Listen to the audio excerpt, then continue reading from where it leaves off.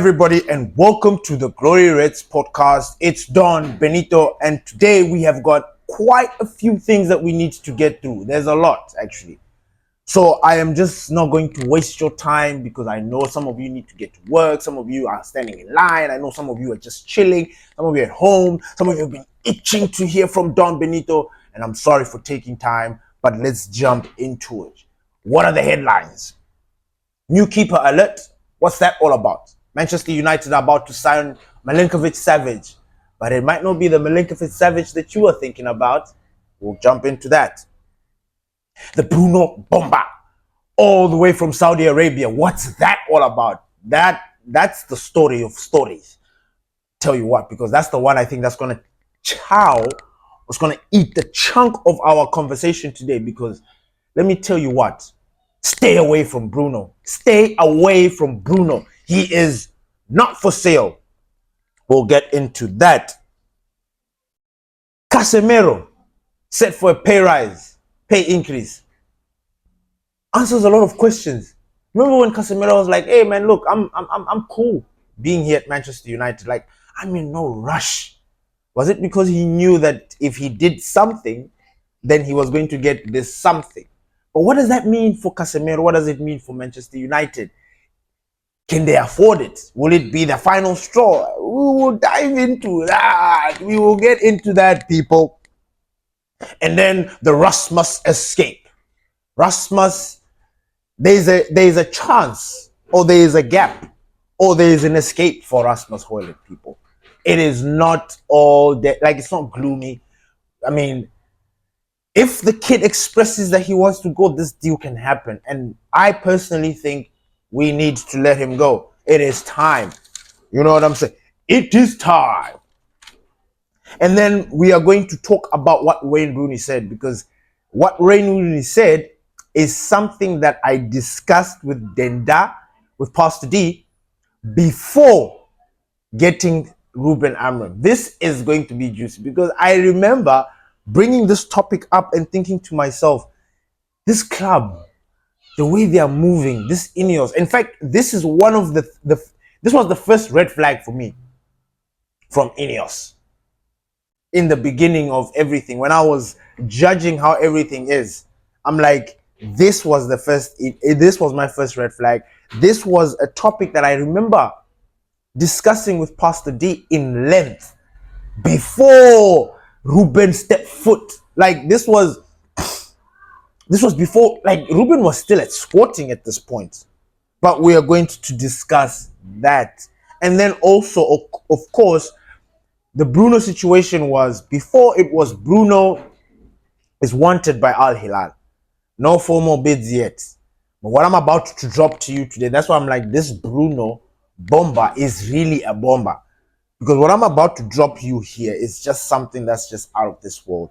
It has already been spoken about by all the gurus, the Fabrizios, the works, etc. So this story that I'm about to drop for Bruno, hey man, I'm going to be so passionate today. I'm not playing. When it comes to Bruno Fernandes, look, we will have this conversation. And without further ado, let us begin. Now, new keeper alert. What's that all about? Vanya Milinkovic-Savic, the 6'8" beast, has been impressing in Torino. Mind you, this is a player that was in Manchester United books back in 2014. The only reason why they never managed to carry on with the deal, was because they weren't able to get the player a permit. This is the story of Vanya Milinkovic-Savic. Now, what's crazy is that his brother, the other Milinkovic-Savic, was a player that Manchester United wanted for years. He was the central defensive midfielder that we thought was going to take us to the promised land. When we lost Carrick, when our defensive midfield troubles began, like when we started realizing that our midfield is not it, Milinkovic-Savic was one of those guys then that we kept getting linked with, but this guy never arrived. This guy never arrived. This guy never arrived. This guy never arrived. So it was just like, wait, what? What's going on? Now, you look at the game on the weekend. I didn't talk about the game in the weekend because you know what? We are focused on Europa. We are focused on Champions League football. So that game in the weekend can kiss my ass. We could have won that game, but that is a story for another day. Today, we are focused on the transfer business and what the hell's happening around Manchester United. I see how I was about to go into that. I was about to go into Brentford and Manchester United, but that's all in the past. So Vanya's contract with Torino runs until 2026. And it looks like it also has a release clause of 20 million.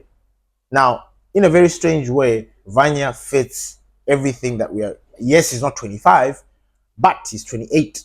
He's 6'8". He's a big guy. And when you look at how he has been doing, he's played how many times for he's played 34 times and has kept 11 clean sheets in the Serie A. I don't think that is bad. I don't think that is bad at all. And you look at the way he is, he's comfortable. He can play from the back with his feet. He's got a very good ping on him. I think he's very imposing. In the box, he's somebody that commands the box. You know, we've been crying out for our goalkeepers to stand out there during corners, free kick, and command. And when that ball is in the air, we need a goalkeeper to punch, you know. And you look at Sommer yesterday against Barcelona. Inter Milan yesterday were kept in this game because of Sommer. His goalkeeping exploits yesterday were just amazing. He just kept saving. And Vanya, I'm not saying that he's going to be like Sommer, and there's no way am I comparing him to Sommer because Sommer is more senior to him and he has achieved more than him. So there's no way I'm comparing Sommer to Vanya. But for what we want, you look at those 11 clean sheets that he kept in Serie A. Those 11 clean sheets, I'm not comparing Serie A to Premier League, by the way. I'm just saying, imagine those 11 clean sheets on our side. How those could have been beneficial for us this season. You know? How we would have benefited from having somebody very solid, sure, in that box. These silly mistakes that we've been having, not really having. So he's the kind of player that, honestly, I was thinking about. When we were connected to him, I'm like, you know what? Why don't we go ahead and get him? Mind you, Altay is leaving. He's expected to leave as he's 6 minutes. This guy wants minutes under his belt because he wants to further his Turkish ambition as the goalkeeper. He wants to play for Turkey. And there's no way he can play for Turkey if he's warming the bench at Manchester United. Now, you could easily say that this guy, Altay was disturbed. He had a very good run when he played, and then he was cut short. Then they let Onana, and then Onana came off that, he came in, and then, you know, and you cannot say that, Altay is a bad goalkeeper. He's not bad. He is really not bad. He was just unfortunate. So he is the guy. Vanya is the guy that we're looking to bring in. This is movement by the club. I don't know if I'm purely excited about it, in the sense that Serie A, Premier League, you know, he's a goalkeeper. Yes, he's a big guy, but you know, these things can get lost. You know, the quality in the maybe Vanya is not getting enough shots, or he's not getting bombarded as much as he would normally be in the Premier League. But anyway, I'm not gonna deep that. I'm going to skip the Bruno one and I'm just gonna finalize it. But I'm gonna jump into the Casemiro situation. So Casemiro, remember all this time when we're wondering why Casemiro doesn't want to leave? Now, I'm not saying that this is actually the reason as well why he doesn't want to stay, but should Manchester United qualify for the Champions League, Casemiro is set for a pay raise. if and when we win the Europa, Casemiro may trigger a salary increase that could bring his salary close to the level of that of Cristiano Ronaldo. Now, if I remember correctly, Cristiano Ronaldo was earning between 450 to 500,000 a week at Manchester United during his short spell, during his second coming. Now, if Casemiro is currently on 350, so his pay increase, if it's going to take, so it means that it's going to be what, 100K increase? Meaning it's going to go to 450, which is close to the level of what Cristiano Ronaldo was. But my question is, which I'm not too sure, if that's the pay increase, is it just bonus or it's his actual salary? Like it's going to, like Manchester United starting from next season are going to start be paying Casemiro 450, because that would be very, very interesting and very, very tricky. The reason I say this is because Ineos keep saying we don't have money. They keep saying that. We don't have money, we don't have money. They kept saying that by December, if we didn't do certain things, we wouldn't have money. So if Casemiro's salary is going to be if his clause is going to be triggered, his salary what is going to be triggered, which means more money is going to come out of Manchester United. Now, Casemiro's got how many years left in his contract? I think he's got 2 years left. And I think he's willing to see his 2 years out, which is why he's waiting for this. And mind you, I have got no problem with Casemiro. I never actually have any problem with him. I am just a victim of somebody that when it gets too, I'm not even blaming the fans or anything like that. I'm just saying that I know that if I did ever go in on Casemiro, it's because it was just everybody else is just going in on him. And I never go in on him disrespectfully. I don't think I've ever spoken harshly to Casemiro or about Casemiro, because I know he's a classy guy. I know he's a top professional. I know he's an elite player. I was always wondering what's going, but I told you guys, I know Casemiro. He needs games to get his juices flowing. This stop-start for him doesn't work. It doesn't work. He needs consistency. And once he gets that consistency, there's no stopping him. The only thing that stops Casemiro at this point is another injury. That's just been the cycle. It has been the cycle at Manchester United. But you look at what he has done for the club, the important goals that he scored for the club, Mr. Reliable, every time, all day. It's very hard to talk shit about a player like that, especially what he has done at Real Madrid. Four Champions Leagues, being part of a very... I never subscribed to going in on Casemiro. Never. Which is why I'm looking at it now and I'm just like, look, man, this is vindication. This guy was quiet. This guy's a mold, like he's a true professional. If the youngsters, those kids, anybody struggling with trying to get back into form or anything like that, look at Casemiro's story. Being overlooked by the gaffer for almost 2 months. Benching Casemiro. And Casemiro didn't complain. Casemiro didn't do jack. Nah, he wasn't throwing his toys out the pram. He wasn't moaning. Nah, he was just always there. Training.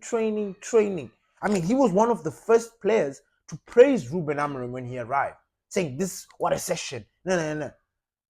I don't think he's the kind of guy who will say, what a session, and then turn around and beef with this gaffer. I don't think so. He doesn't give me that aura. So when I used to see people complaining about Casemiro, I just used to think to myself, why? But why?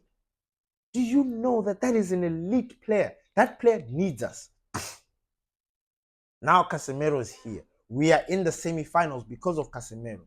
I don't think Casemiro's ping to Maguire for that 5th goal against Lyon is spoken about enough. Normally, any other idiot, even Bruno himself, takes a shot. We saw that even during the weekend against Brentford. Just taking shots from any fucking way with no purpose, with no enthusiasm, with no like just Casemiro used experience, elite mentality, elite brain, looked up, saw Maguire, and just take. And what did Maguire did? One time. So we are in the semi-final because of Casemiro. Casemiro's form of late has held Manchester United, has kept us afloat. The best part is that the gaffer has, our gaffer is intelligent. Our gaffer is top because he studied his player. He didn't turn around and just throw him and just be like, nah, I'm done with you. You're never going to. Nah, he didn't have a Marcus Rashford moment. Why? Because Casemiro is a true professional, a model professional. So it was inevitable for Casemiro to pick up his. Like, I was just waiting when. And now that he has, people are, praising him. And it's like, but we know this. We know that if you don't play Casemiro, he rusts. He becomes like a skorokoro. You need to every day whoop, whoop, whoop, whoop, whoop, and press. He needs to warm. He needs to warm and go. He's that vintage car that needs to be given attention. You can't let him sit there and park. It won't work. He will rust. The engine will need to be changed. The engine oil will need to be changed. The filters. That's Casemiro. But fit him with all those things. Give him the opportunity and the platform. On top of that, plus his body is physically fit. You start seeing things from Casemiro. And I remember seeing these things at Real Madrid. I watch Real Madrid. People don't understand. They think, anyway, that's a story for another day. But yeah, Kase, if we win, he's getting his pay rise. And it will be right up there with what he was getting. And then on top of that, I don't know if this extra cash would be the final straw. I don't think, like, if and when we win the Europa and we make it into the Champions League, I think that will be the final straw for Ineos in terms of salary cap. I don't see them renewing Casemiro's contract. I don't. So in a very strange way, I think Casemiro is going to leave for free, which is unfortunate. We could get some cash out of Casemiro. Or maybe next season we should sell him because there are 2 years left. Let's sell him next season and we see. Anyway, we'll see. But that Casemiro one is tricky. Honestly, we spent a lot of money. I would love to get some cash for him. I know we're not going to get 60 million back, but at least 30 or 20 for Casemiro. Like maybe him going to Saudi Arabia or I don't know, China or something. I don't know. But at least let's recoup something because first of all, we were not supposed to sign him, especially for that amount of money, considering everything. Manchester United should have gone young, should have gone for Declan Rice. Those were the targets then. They should have done that. Casemiro was a fantasy. Yes, he came and did his thing, fucking fantasy unlocked for me, but it was inevitable that it was going to come to an end. But big ups to Casemiro for the job that he has done at Manchester United. I don't think I have enjoyed watching as much as I have with Casemiro there because he's really been somebody that has been, so you could say, linchpin to a certain extent, but he's really been influential to Manchester United. The screamers, the goals, man, the headers, FA Cup final. Was it FA Cup or Carabao against Newcastle? Kase. Woldy, golazos, that's Kase for you when you expect Bournemouth at home, second leg, first season, acrobatic. Come on, man. Casemiro has been immense. Him, Eriksen, Bruno. How that thing worked the first season is beyond me, because that midfield got us third place, by the way. That midfield three was huge. Huge. Had the workaholic in Bruno, had the class and the pings and the brain of Ericsson, and then you just had the destroyer in Casemiro. Finished. It was done. No more bullshit. We move on. The next topic that I wanted to talk about is Rasmus Højlund. Unlike you guys, I, with a very painful heart, am done with Rasmus Højlund. I, I, I'm gonna say what I've always been saying. I don't think he's the guy. I don't think he's the man to lead our number 9. I think it's too little, too late, and I think Manchester United need to adopt the same thing that they did with Dan Ashworth, seeing that this guy is not going to progress or is not going to, let's get rid. Same thing with Rasmus Højlund. That's the same mentality. Let's not keep players because we want them to be the next bit. Let them go. Let them go out there and do their thing. Like, what? Why are we still holding on to players? We did it with, and the funny thing is, we do it to players that deserve to stay. That's the strangest thing. We did it to Scott McTominay. We did it to Ander Herrera. We did it to Chris Smalling. We did it to, man, we've done it to a lot of players. Letting go of players that shouldn't go, and then not replacing them, and then there's just this madness that's going on there. So Rasmus Højlund, unfortunately for him, man, unfortunately for him, the new football era doesn't allow us to go this long without him being accountable for not his actions. He needs to be accountable for not scoring.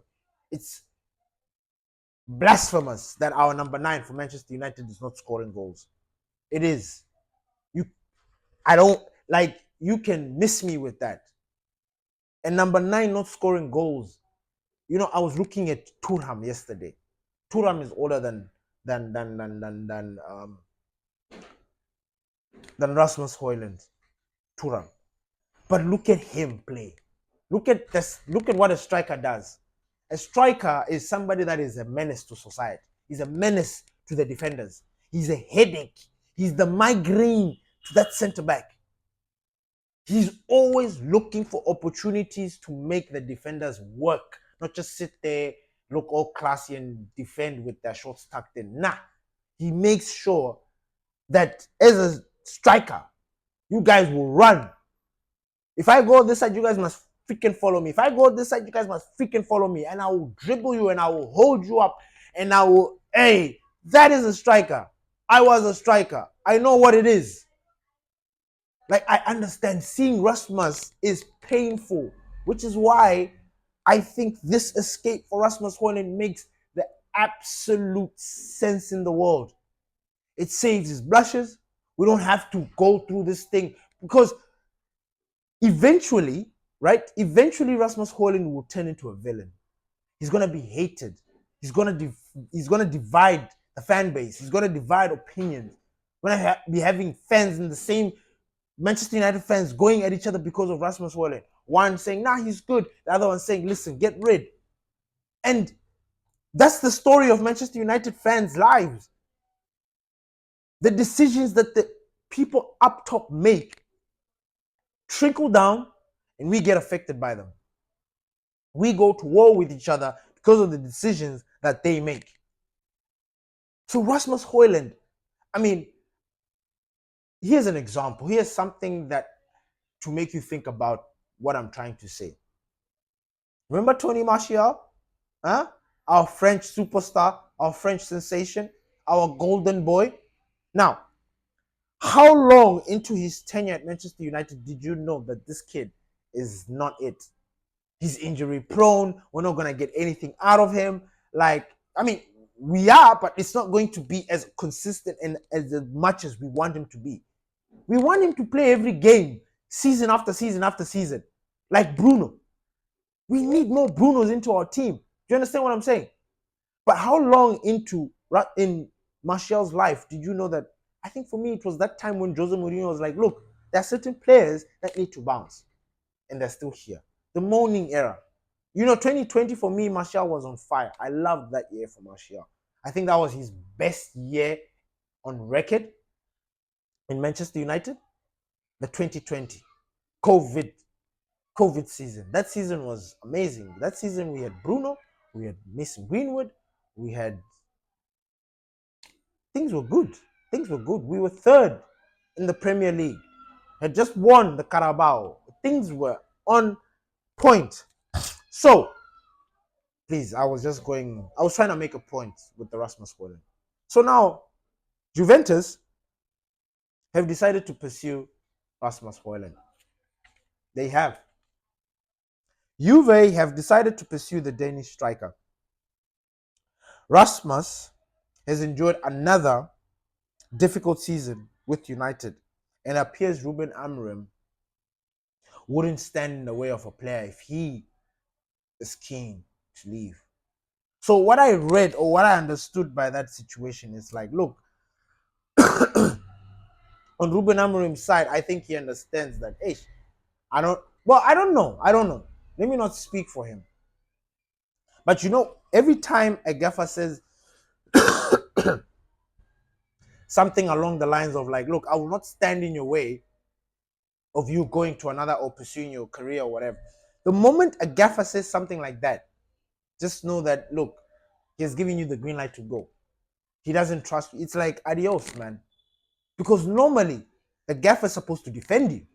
Your gaffers be like, nah, he's my striker. We're going to work hard. We're going to do this. We're going to do that. But for him to be like, nah, look, the guy expresses the desire to leave. Who am I to stand in his way? And I completely understand that. Because as a gaffer, you need your players to trust you. You need them to understand you. And a player coming to you and asking for a transfer or putting in a transfer request, I mean, it might hurt you depending on who the player is and what he brings to your team. But if he's not firing, then it's just one of those things of like, comme si, comme ça, bro. You leave, you go. I mean, you stay, you go. It's not going to change. You're just not good enough. For me, Rasmus Hojlund is a second striker. Unfortunately for us, Chido is a kid. He's a baby. But Chido will easily start these games for us because he does. Like, I see more of a striker in him than I do in Rasmus Hojlund. And that's a wild thing for me to say. It is. It is, because if I say that, I'm kind of insulting Rasmus Hojlund, and I don't want to be that guy. I don't want to insult our players. I'm a football player. I used to be a football player. So I can imagine if people are saying the same things about me. But the truth of the matter is, Rasmus Hojlund is not good enough, especially for what we want and where we are heading. He's not good enough. How long has Ahmad been out for Manchester? Almost 2 months, right? Or a month and some change. I don't know. 2 months, let's just say. He comes back and he scores immediately. First game. I mean, not first game, but you know what I mean. First game coming, like second game, he scores. Rasmus Hojlund, nothing. Come on. Honestly, for me, this is now bigger than, like, it's now bigger than him trying to get his confidence back. You are supposed to have your confidence all the time at Manchester United. Do you understand? You need to be ready. Rasmus is not it. So Juve, they're keen on signing him because Juve are keen on signing him as their own overhaul because they are expecting their strikers to leave. Dusan Vlahovic and Randall Kolo Muani. They're expected to leave at the end of the season. So they have got no strikers, which is crazy. It's crazy. I don't know why they're not trying to tie down Vlahovic, and I don't even know where Vlahovic is going. Kolo Muani is on loan from PSG. He has been doing well. Why don't they fucking get the money and sign this player? If people are sleeping on Kolo Muani, I think Manchester United need to step in. He is the striker that we need. Kolo Muani. I'm sorry. That is the striker. You listen or you read anything about Kolo Muani. His work ethic, his professionalism, how he worked. Like, Go and read about Kolo Muani and come back and tell me, isn't that the striker that needs to be at Manchester United? Bring him, bring Cunha. Yeah, we take it from there. And then we blaze, we move, you know? But yeah, because those guys are leaving and because they failed to get Xerxes, because these guys really wanted Xerxes at the time when they did. Fortunately, they didn't get him. And so, yeah. So the sporting director, the Juve sporting director, Cristiano Giunto,